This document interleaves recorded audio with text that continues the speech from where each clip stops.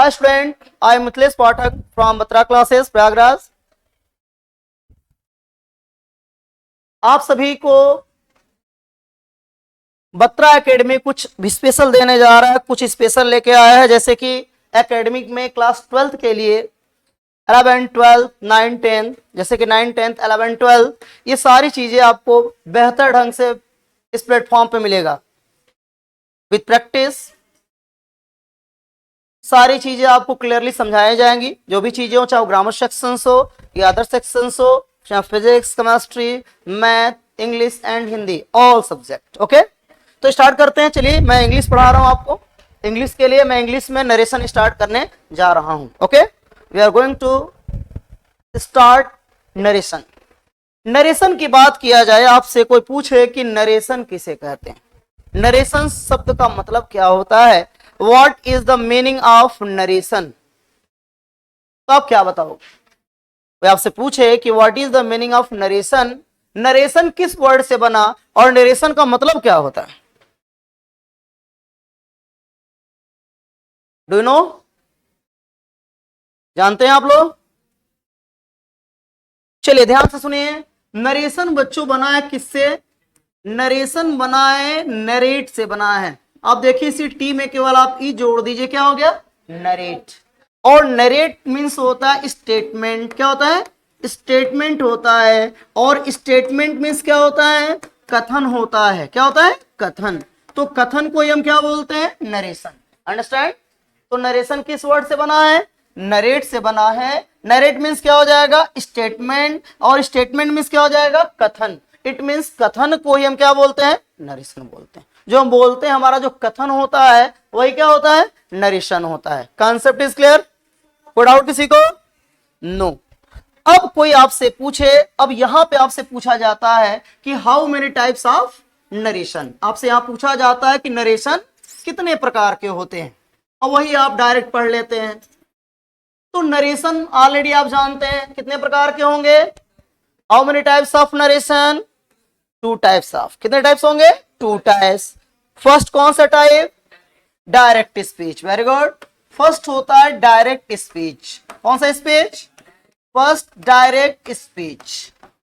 अब आपसे कोई पूछे कि डायरेक्ट स्पीच किसे कहते हैं, तो आप एग्जाम्पल ऐसे भी देते हैं, जैसे घर पे आप घर पे रहते हैं, आपको कहीं जाना है, तो आप कहते हैं पापा मैं डायरेक्ट मंदिर जा रहा हूं, या मैं डायरेक्ट स्कूल जा रहा हूं, बोलते हैं ना। तो डायरेक्ट जा रहे हैं मतलब सीधे जा रहे हैं। अंडरस्टैंड? अब मान लीजिए जब आप छोटे थे उस समय आपका मान लीजिए ये घर है और ये आपका स्कूल है। घर से आपको स्कूल जाना है तो आपके माता पिता समझाते थे कि बेटा सीधे घर से स्कूल, स्कूल से घर। तो सीधे आ जा रहे हैं मतलब क्या हो गया? डायरेक्ट। मेरी बातें समझ में आ रही है? अब मान लीजिए आप घर से यहां से निकले, थोड़ी दूर गए 200 मीटर, यहां से एक रास्ता इधर गया है, एक इधर गया है, एक सीधे गया है। अब डेली इसी रास्ते से सीधे पहुंच जाते हैं, अपने स्कूल को पहुंच जाते हैं पर डे। अब आप पर डे जाते हैं, आपके दिमाग में एक दिन आया कि यार देखे कि ये रास्ता कहां जाता है, थोड़ा इसको भी देखा जाए। आपके दिमाग में आया और आप इधर गए, इधर से जाके घूमते फिरते पहुंचे घर ही पे। सीधे पहुंचे क्या? सीधे नहीं पहुंचे ना। सीधे पहुंचते तो क्या बोलते हैं? डायरेक्ट। और घुमा फिरा के पहुंचे तो इनडायरेक्ट। अंडरस्टैंड? जैसे मान लीजिए यहां से हमें जाना है बालसन, यहां से मान लीजिए हमें जाना है चुंगी। अब चुंगी जाना है तो सीधे भी जा सकते हैं ना, स्ट्रेट जाएंगे, टर्न हो जाएंगे। इधर से भी जा सकते हैं, इधर से पूरा जाए बालसन, बालसन होते हुए दारागंज, दारागंज होते हुए घूमते हुए पक्की, पक्की से होते हुए फिर आए संगम स्टेशन पे, वहां से सीधे फिर चुंगी आए, लोपी मंदिर से होते हुए चुंगी। हो सकता है कि नहीं हो सकता है? तो जो घूम के आ रहे हैं इसका मतलब वो क्या हो जाएगा? इनडायरेक्ट। और सीधे जो जा रहे हो क्या हो जाएगा? डायरेक्ट। Concept is clear? तो ज्यादा समझने की जरूरत ही नहीं। कोई पूछता है डायरेक्ट स्पीच किसे कहते हैं, तो आप लोग क्या बताओगे? वक्ता के द्वारा कही गई बात को। किसके बात को? वक्ता के द्वारा। वक्ता को क्या बोलते हैं बच्चों इंग्लिश में?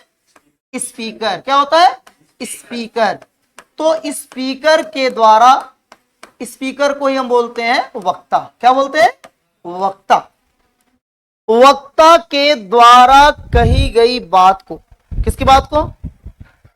वक्ता के द्वारा कही गई बात को उसी के शब्दों में कहने को डायरेक्ट स्पीच कहते हैं। डायरेक्ट स्पीच किसे कहेंगे बोलिए?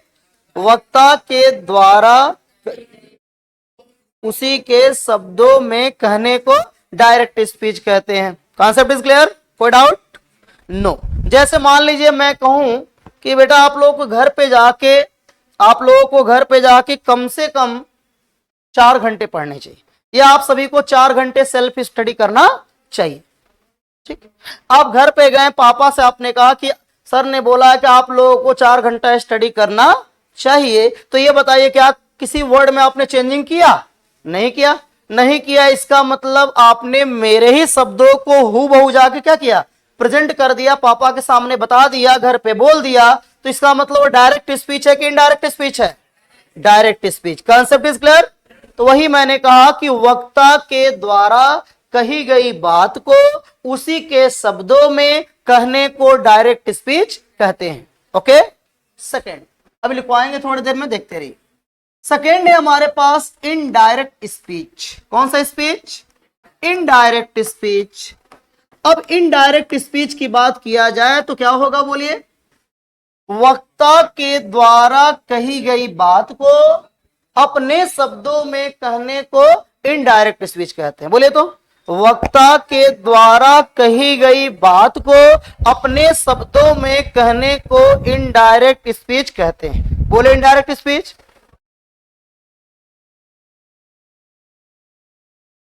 इनडायरेक्ट स्पीच कहते हैं। Concept is clear?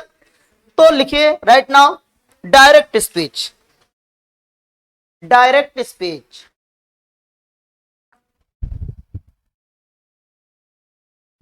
देखिए, वक्ता के द्वारा कही गई बात को, वक्ता के द्वारा कही गई बात को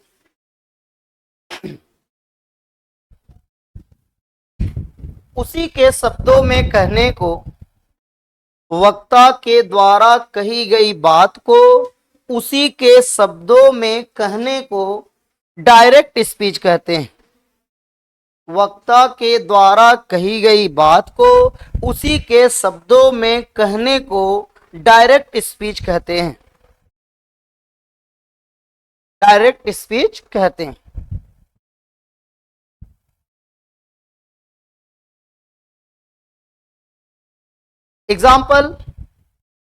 example, Rohit said to me, Rohit said to me, comma, inverted comma, Rohit said to me, comma, inverted comma, you have played cricket, you have played cricket. Okay, example, Rohit said to me, comma, inverted comma, you have played cricket, you have played cricket. ये आपका example है। Rohit said to me, comma, inverted comma, you have played cricket. Okay, अब आप देख रहे हैं ना, यहाँ इन्वर्टेड कॉमा और यहाँ भी इन्वर्टेड कॉमा, तो इन्वर्टेड कॉमा में क्लोज है, इसका मतलब है क्या है? डायरेक्ट स्पीच है। क्या है? डायरेक्ट। तुरंत देखते ही दिमाग में क्लिक कर लेना है कि डायरेक्ट स्पीच है। 11th में आप यही पढ़ना है, 12th में यही पढ़ना है, आगे कंपटीशन एनडीए, सीडीएस, एसएससी या सिविल वगैरह भी आप देंगे, यही चीजें हैं, अलग से कुछ नहीं आता। थोड़ा स्टैंडर्ड हाई होता जाता है, क्वेश्चंस के प्रारूप चेंज होते जाते हैं और कुछ नहीं, लेकिन बेसिक तो आना ही चाहिए ना। तो इनडायरेक्ट स्पीच राइट करें हम, बोले राइट नाउ, वक्ता के द्वारा कही गई बात को, वक्ता के द्वारा कही गई बात को अपने शब्दों में कहने को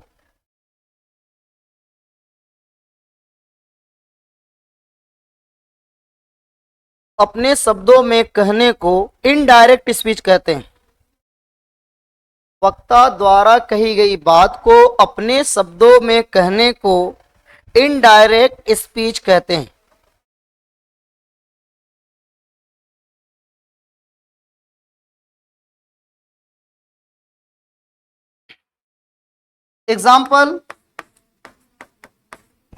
एग्जाम्पल ध्यान दीजिए थोड़ा सा, 1 मिनट इधर सभी लोग देखें।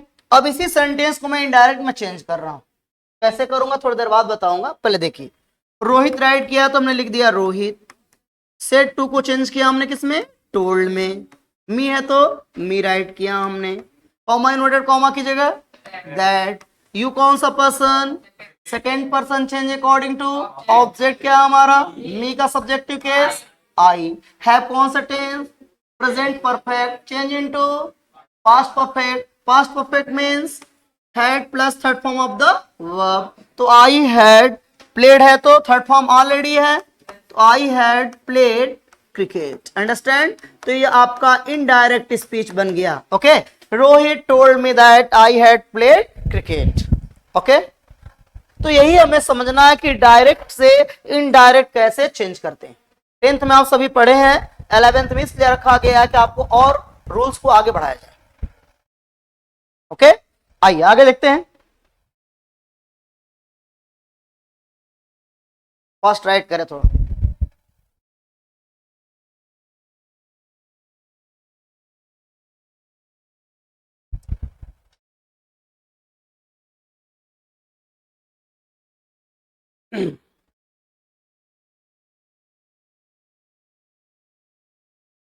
अब हेडिंग दें आप, डायरेक्ट से इनडायरेक्ट बनाने के नियम। चाहे रुक जाए 1 मिनट, इससे पहले एक छोटी सी चीज जान लें, नहीं तो हो सकता है आपको पता ना हो, बहुत लोग नॉलेज ले ही ले। अब इसमें 2 पार्ट हैं, इन दोनों को थोड़ा सा जानना जरूरी है, इसीलिए बता ही देते हैं। अब हमारे पास जो है, ओके,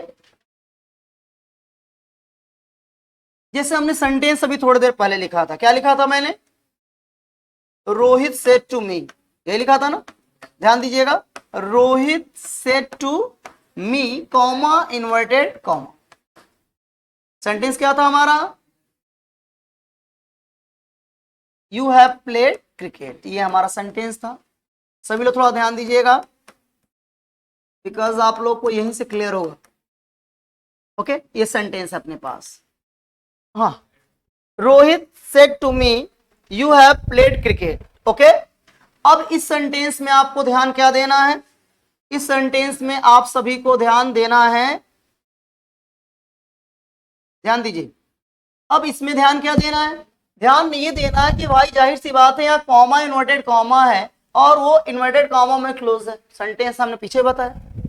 अब इन्वर्टेड कॉमा में सेंटेंस क्लोज है तो कुछ अलग दिख रहा है, बाहर वाला कुछ डिफरेंट दिख रहा है, कुछ ना कुछ तो अंतर है, अंडरस्टैंड, कुछ ना कुछ तो डिफरेंट है ना। तो डिफरेंट क्या है, ये देखिए, ये कॉमा इन्वर्टेड कॉमा के बाहर है, आप देख रहे हैं, और आप देख रहे हैं कि ये कॉमा इन्वर्टेड कॉमा के अंदर है, यही डिफरेंस है। ये कॉमा इन्वर्टेड कॉमा के बाहर है और ये कॉमा इन्वर्टेड कॉमा के अंदर है, तो यही डेफिनेशन बन गया।